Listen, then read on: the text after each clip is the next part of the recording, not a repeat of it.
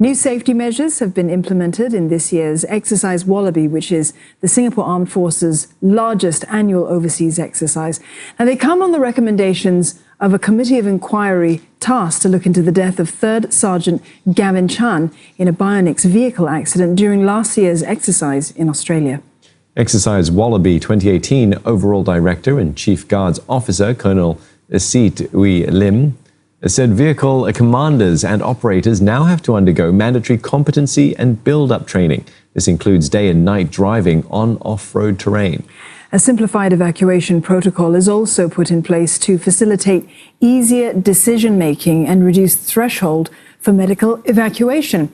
Enhanced cooling measures such as the arm immersion cooling system and cooling pads are also accessible to the troops. These measures were also enforced for Exercise Trident, which is the bilateral component of Exercise Wallaby. The SAF and the Australian Defence Force conducted a rehearsal for one of its most complex operations today. And Ahmad Khan was in Rockhampton to file this story.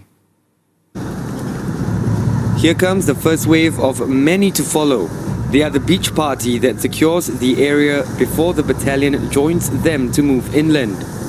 This is the ship-to-shore operation of Exercise Trident. This here is the beach setup for Exercise Trident. The setup is roughly 300 meters long. That's roughly the length of 3 football fields. Now, if you notice, there are different colored flags. They demarcate where the fast crafts will beach and also for the troops and vehicles to move in to shore. 10 fast crafts will transport an entire battalion, along with up to 15 support vehicles. It's cooperation and precision of the highest level between the Army and the Navy. Sometimes Navy will just look at whether the forces can be projected to the beach. But there are a lot of other elements further inland. By providing them the Army perspective, we help them in making a more solid plan. We work seamlessly with our Army counterpart. If in the event that there's troops and vehicles, the Army personnel will be hand in hand with me and we know how to move them safely and effectively. This landing ship tank will deploy the fast crafts several kilometers from shore. For this full-time national serviceman, maneuvering the vessel in unfamiliar conditions takes some getting used to.